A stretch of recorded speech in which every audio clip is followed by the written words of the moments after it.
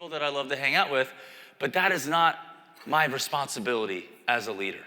I'm called to something different, okay? I can be a friend when needed. I can be there when they need help. But my role is to change them and be ready for battle and put points on the board and help them achieve their success. And sometimes that requires you to think like this. Hey, what's up, guys? I hope you are loving this episode. Hey, if you're a contractor looking to scale and grow your business through sales leadership training and sales coaching and training for your team, then look no further. All you got to do is text us at 945-800-4220. 945-800-4220, okay? Or just go to our website, sellonSTG.com. Again, if you're a contractor and you want to grow your sales leadership training skills, your sales coaching skills, and you want to grow and help your sales reps get better, we can help commercial companies, we help residential companies, no matter what trade you're in, you just want to transform your business, okay? Come to STG. We hope to see you there. Hey, now back to the episode. All right, anybody know who these guys are?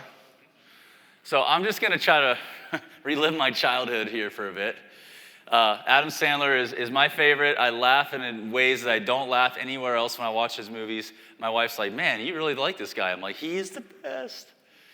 All right, so you guys may or may not know the story, but Happy Gilmore was just an angry, frustrated hockey player who had issues with girlfriends and relationships, and he couldn't make the hockey team.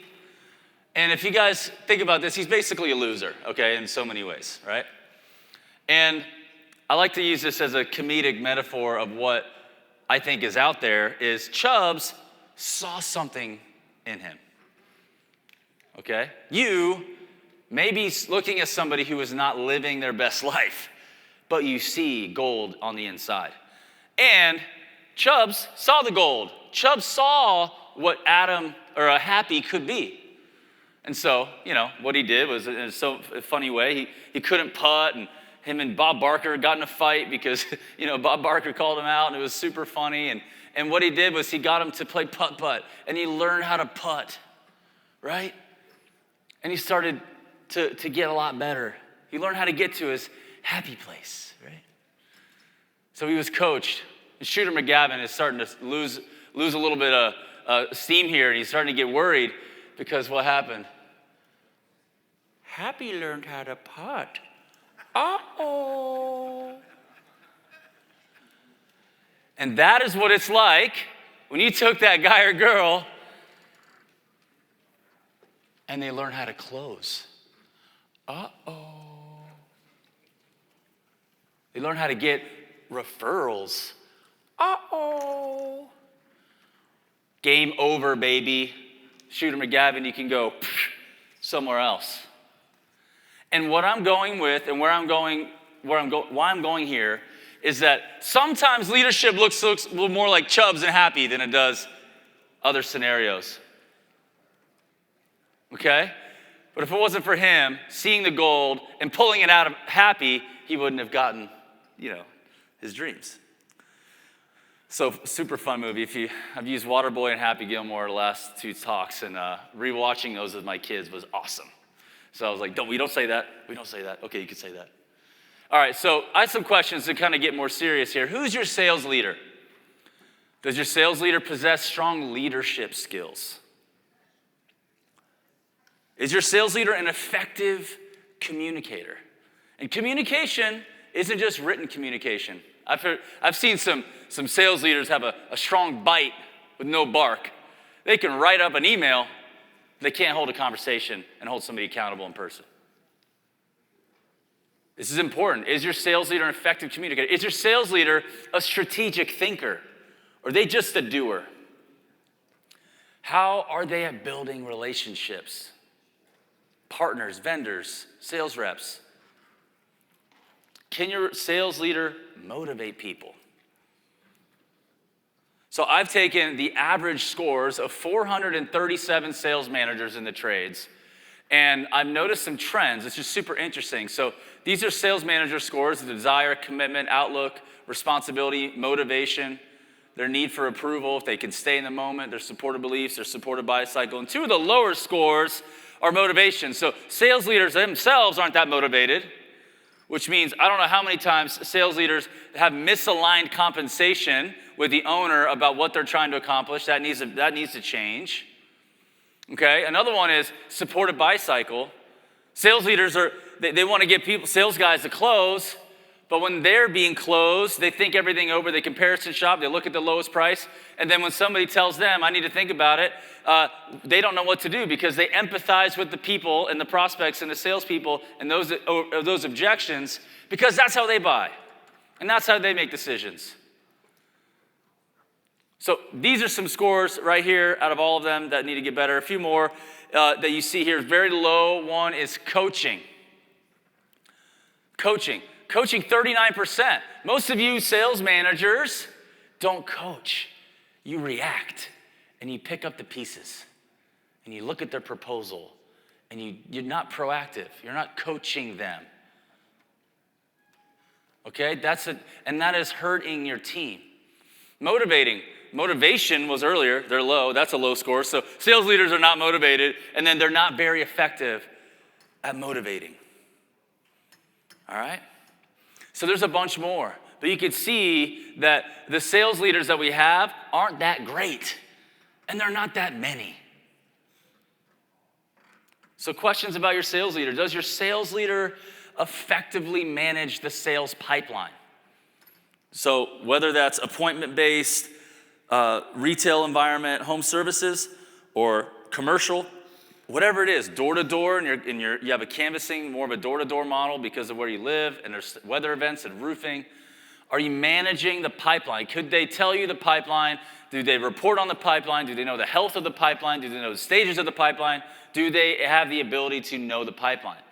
Can your sales leader set targets and actually hit them? Can your sales leader hire and train salespeople? Notice I said hire. Sales leaders should be recruiting.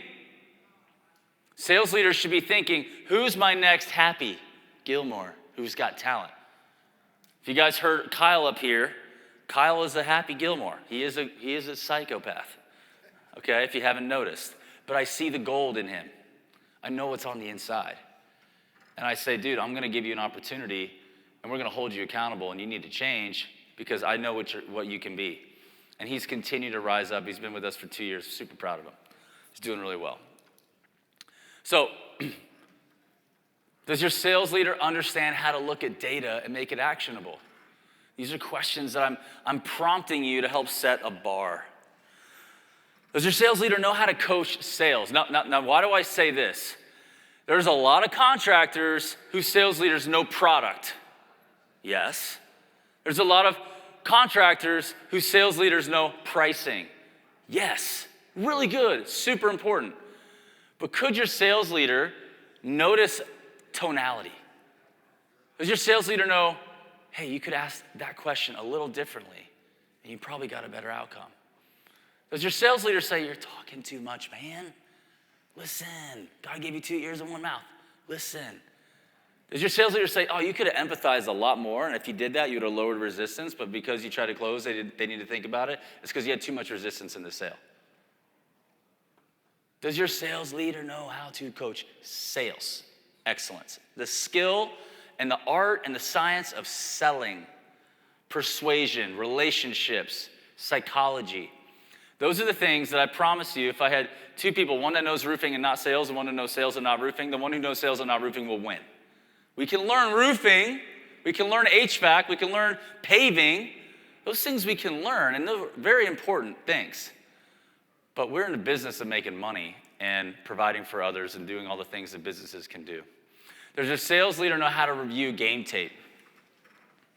You know, there's Zero and these other tools like that are really great, but no one's actually looking at the game tape. It's summarizing the whole thing and showing you how effective the sales rep was in the call against the sales process, and no one's actually looking at them. Okay, that's a bandwidth concern. You got to have somebody who not only has it, but can do it. Having a large company with a voice analytics AI platform for in-home sales to coach with, that's great, but if you have an operations manager who doesn't know how to coach sales, it's not so great, right? It's kind of like, you know, if you have this guy who was a Pop Warner coach. He never made it past high school. And then you have Nick Saban, and Nick Saban has an opportunity to coach game film. Who would you want to look at your game film? The person that knows how to coach the sport, right? Does your sales leader do any of these things at all? Okay? Now I'm saying this to set a bar for us because I want us to level up.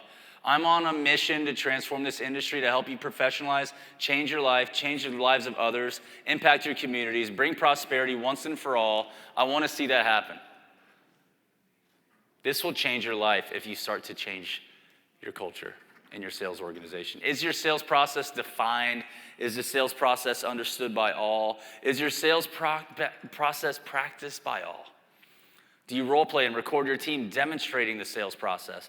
And is your sales process simple or is it complex? Does your sales process support professional salesmanship? Does your sales process involve asking questions? Does it support selling value and not being dependent on low price? Does your sales process support consultative selling, which is you as the expert in a position of authority and leadership and guidance and helping them, and you demonstrate that through the quality of your questions? And you could tell the quality of your questions by the answers of the prospect. If they say, I've never thought about that, that's a good question. That's how you know you've asked a really good question, okay? People in sales who are new to asking questions feel so uncomfortable because they feel more comfortable talking.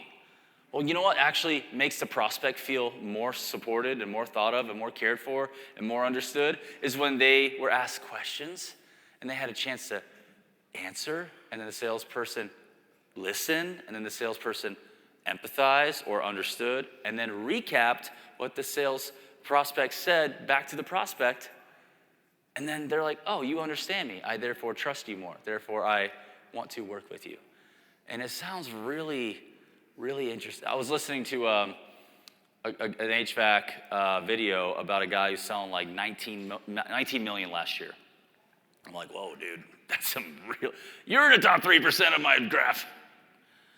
And what he did was profound. He said something to me, and I've done this before, but it was a really good reminder. He said that what he'll do is say, all right, meet me at 3 a.m. if their sales reps not hitting their numbers or off track. And what he'll do is he'll sit somebody down at 3 or 4 a.m. before they start the day, and they'll just do this. They'll do 7 minutes of silence. Just look at each other for 7 minutes.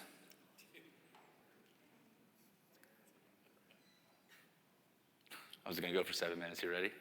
No. So the power of that is it makes the salesperson comfortable with awkwardness. Because guess what happens if you are uncomfortable with awkward silence? What do you start doing? Start filling the gaps. And then when you start doing that, you lose people. It happens all the time. I'm guilty of it. Just that right there. Practicing 7 minutes of silence.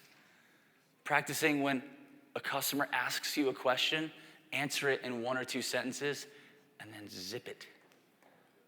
All right? First one to talk loses.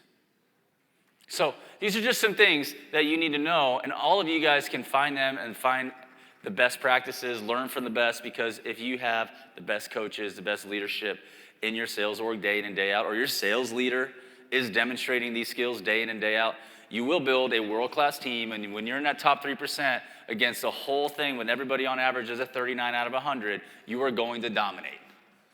It is going to feel fun and unfair, and that's not when you slow down because you had a best year, a record year. That's when you put the foot on the gas. That's when you put the foot on the gas and you continue when things are going easy. A lot of us work really hard when things are going hard. But when things are going easy, we slow down because we're finally winning. That's the time to actually go hard because you have a word that starts with an M. What's it called? Momentum. It's as soon as our salespeople start to actually do the thing, we stop training them, which is the thing that got them to being able to deliver on that ability. We stop all of a sudden. What if we would have just doubled down even more? They would have got that much better. That's the power of a sales leader in your organization. Does your sales process support qualification? Can you actually identify if a prospect can or cannot buy in your sales process before you pitch. I believe this is true. 50% of your job as a sales leader is rewiring the brains of your sales team. Your brain surgeons. Because here's the truth. Your beliefs are imposed upon your team whether you realize it or not. If you don't have an elite sales mindset, then your prospects will convince your sales reps, who will then convince you. And then once you've been convinced by your sales reps who are there convinced, therefore by the prospects, you're done. Your job is to flip tables that they're making meals on and trying to live off. Your job is to flip tables, dude, in the most positive, loving, professional way, and challenge the status quo in an ethical way, in a way that reflects a customer experience that shows love and gratitude for the customer and does what's best for the customer. That's your job.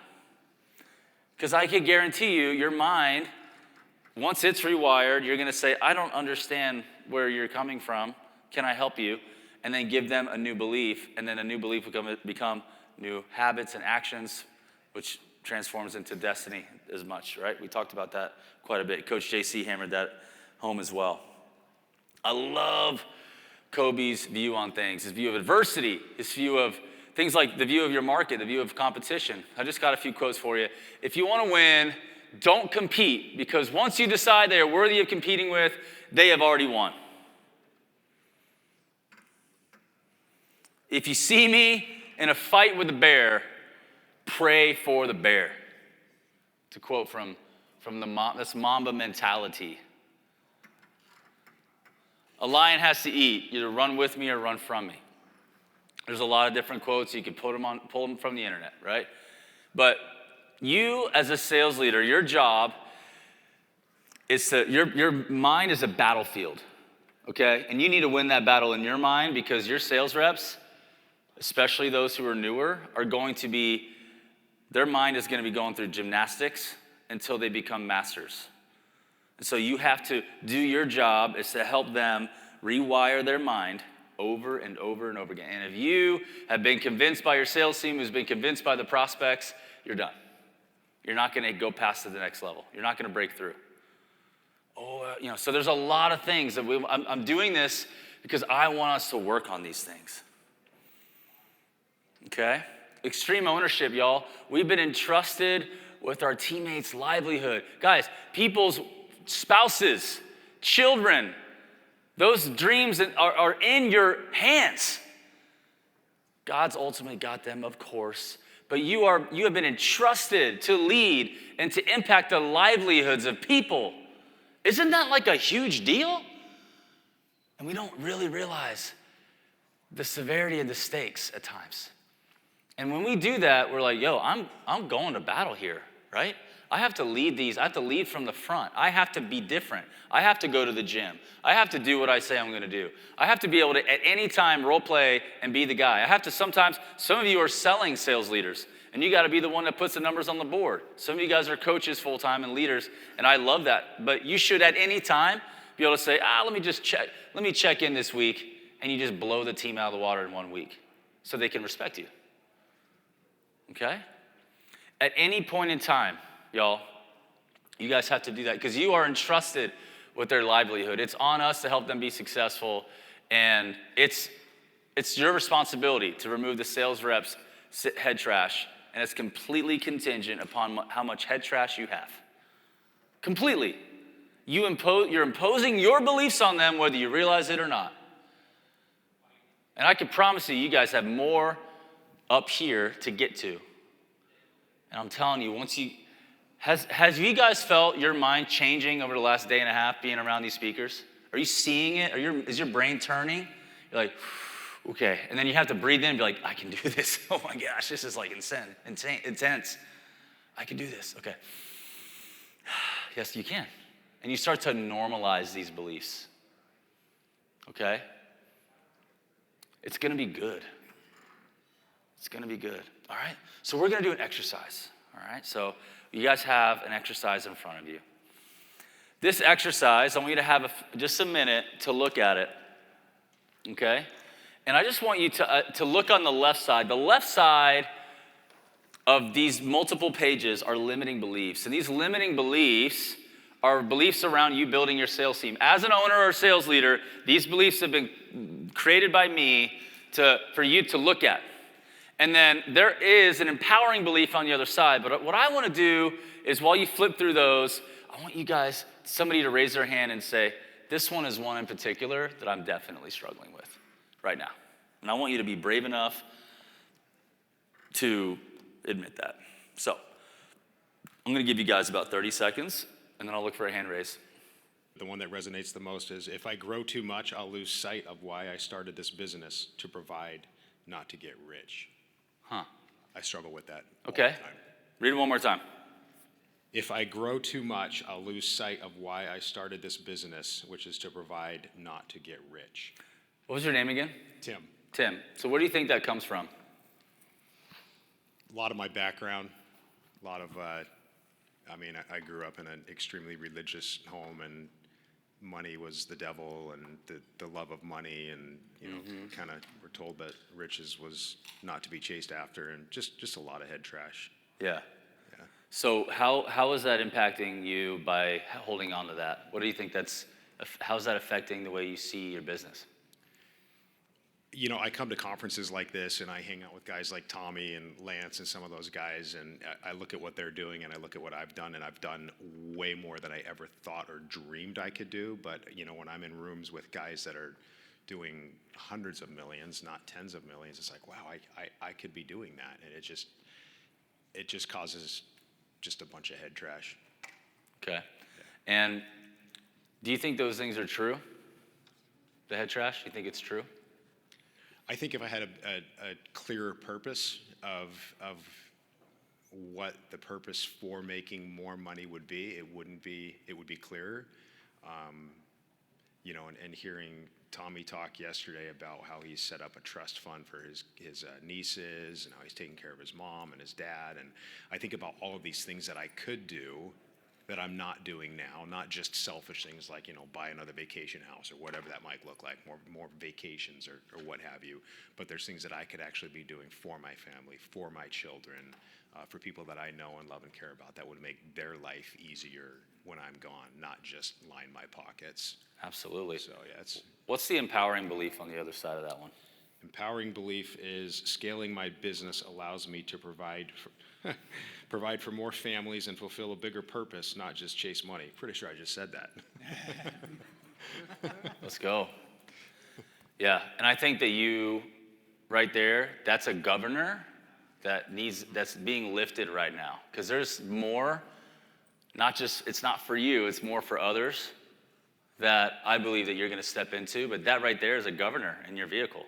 And I'm gonna take that thing, we're taking that thing out today, right? Because there's other people you can bless people with those resources. You're like a king, right? Kings have stewarding that in which they've been entrusted, right? And we were told to be fruitful and multiply, right? Not for ourselves.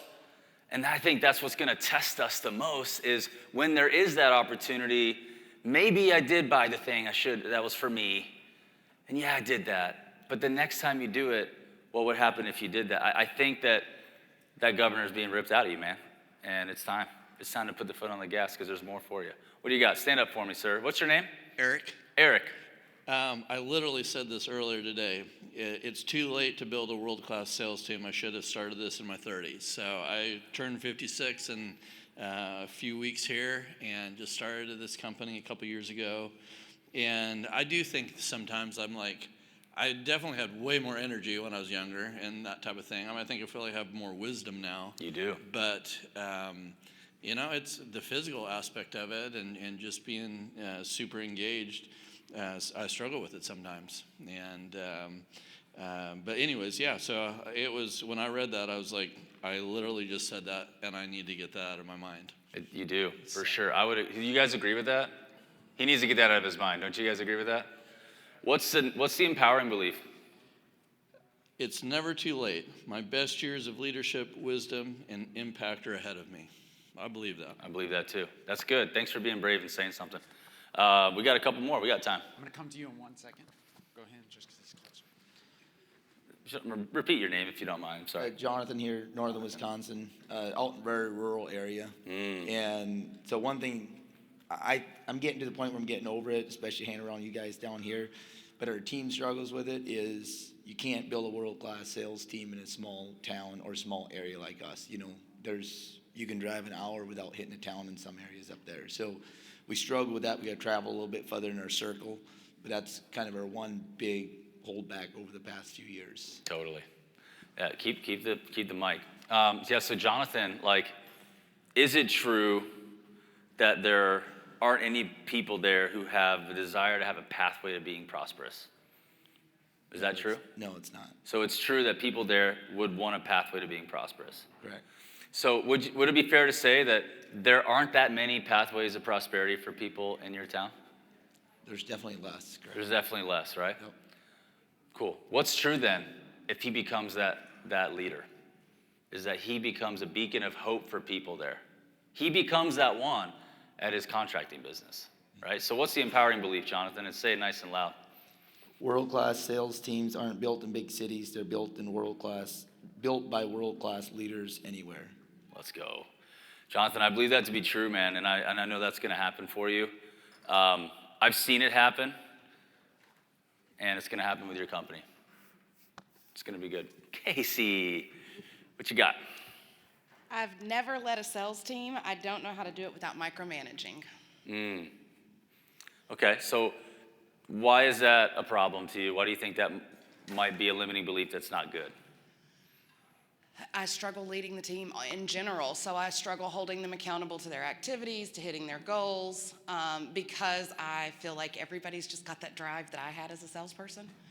Okay, so you struggle holding them accountable because you believe they already have the drive, or you believe that you hope the drive will do the job by itself without needing you? I hope the drive will do its job without needing me. Okay, is it true that they're gonna be their best with their own drive without you? No. Okay, so what is actually going to benefit them from you micromanaging them? How would that actually benefit them? That bad word of micromanagement. How would that actually benefit them? Hopefully making their pipeline larger and their goals met sooner and exceeding them.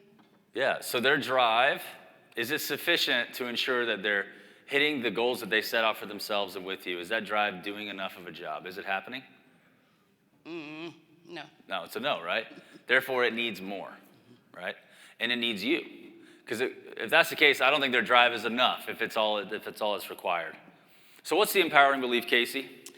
I can lead my sales team with confidence and trust. I just need the right tools and leadership skills. So knowing that, first off, you're one of the most friendly, like, kind people I've worked with, and your ability to connect with people is superior.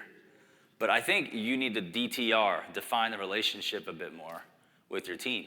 I would venture to guess that you are good at relationship building, and your fact that you're on your team, and they say that these are great things, and you've done it yourself, is what you've probably stepped into doing. However, it's not quite working. It's a part of it, but it's not getting it done. So I think what needs to happen is, as you define the relationship, you're now knowing these are people that I need to pour into, and that's going to require me to have conversations that they're probably not going to be comfortable having. But I'm pretty sure when your daughter was 2 and you asked her to brush her teeth, she either didn't do it or didn't know how to do it, and you had to get in there and do it with her. I mean, I'm doing it every single night.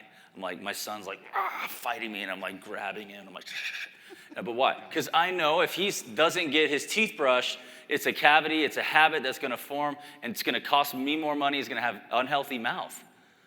And it's gonna be expensive. It's expensive for you and the company for them not to be their best. It's expensive for them not to perform their best. It is your duty to call them to a higher standard. And that's gonna change the dynamic of the relationship. I use Kyle as an example. Kyle's a buddy who I've known for a long time. But I've had very, very, very stern conversations that were very appropriate, and they needed to happen. And I was willing to walk completely. And you can and should always be willing to walk, because when you trust your leadership skills, yes, people need to know they're loved and valued, but if you don't have the leverage to say, hey, I can find somebody different here because this is the kind of organization we have, like, you have the leverage. You're the one with the opportunity. Cool. I think we could do one more quick one. Anybody else want to go? We got Mr. Blue. Let's go. Yes, sir. I was hoping you'd stand up. There you go, Mark. All right, thanks. Can you hear me? Yes, a little closer would be great. All right. So I didn't want to stand up because, this is kind of, it's hard to admit your faults, right? Yeah. So I'm not the kind of leader who can attract elite sales talent. So basically I'm saying, no, I'm not a leader. How could I do this? Yeah. Yeah, I don't think anybody would want to work for somebody who believed that, right? But is it really true? I got an employee right here. I could ask her. Is he a good leader? Well, I said earlier, in some cases. Yeah, in some cases. Okay. there you go. So if we're taking a hard look and we're being real, Yeah. we all know that we can get better. Everybody. Everybody can. And it's one of those things you're like, I spent all these years doing this thing, but I neglected this thing. And now you're like starting to do this new thing. And you're like, oh my gosh, it's a little overwhelming, but it's never too late. What is the empowering belief there on the other side? I am a leader who can attract elite talent. I just need to grow into the leader they're looking for.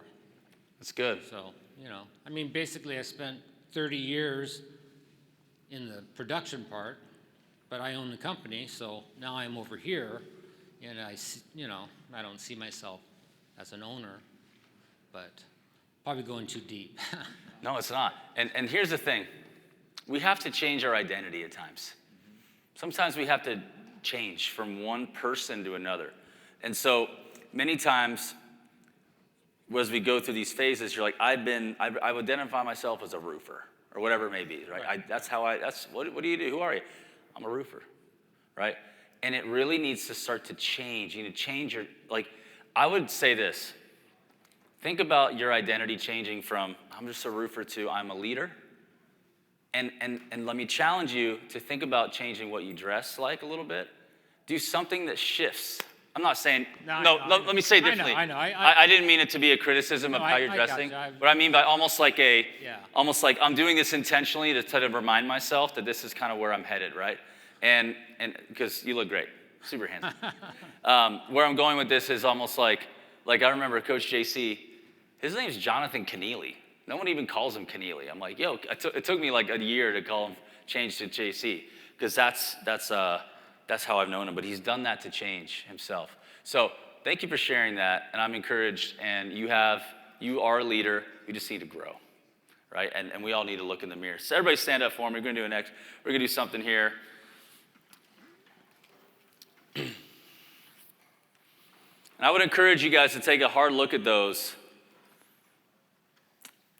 All right? Is this helpful? Did you guys like that exercise?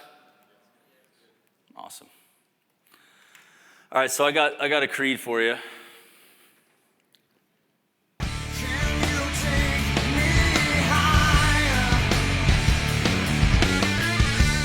Just kidding, not that kind of creed. A different kind of creed. I was reminiscing a lot from like the 90s, early 2000s as I was preparing for this here. Let's read this together, not after me, because that takes longer. All right? This is a creed that we're all going to declare together, and it's going to be cool. All right, you guys ready? 3, 2, 1. There are more than enough opportunities out there for the taking. I am ready to seize the moment. There's no deal too complex, no market too difficult, and no turn of events too challenging to navigate. I have abundant resources at my fingertips to access and earn incredible success. Hey, real quick, there's a creed on the back of the page too, if you guys want to pick it up. All right, we keep going. 3, 2, 1. I am destined to be the lender, not the borrower. It's my great joy to uplift my team and community.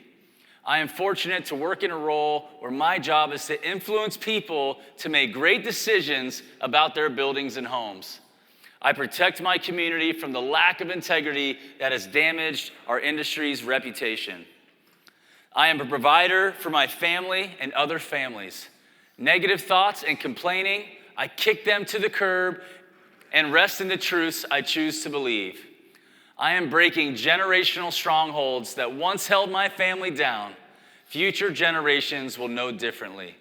Like a fisherman, my fishing nets will be too heavy to pull up. The nets are breaking. The sales will be so abundant that we must resource our company just to keep up and deliver the world-class experience our clients deserve. I am a peaceful warrior, ready and equipped to navigate any terrain, anytime, anywhere. My success won't cause me to become prideful and self-seeking. It will allow me to have more to help others with. I am part of an all-star team, and it's an honor and a privilege to go to war with them every single day. I am destined for sales greatness, and I will steward it well. I lead, I sell, I serve. All right, that's it for me, guys. Thank you. Awesome. Let's give it up for Ryan.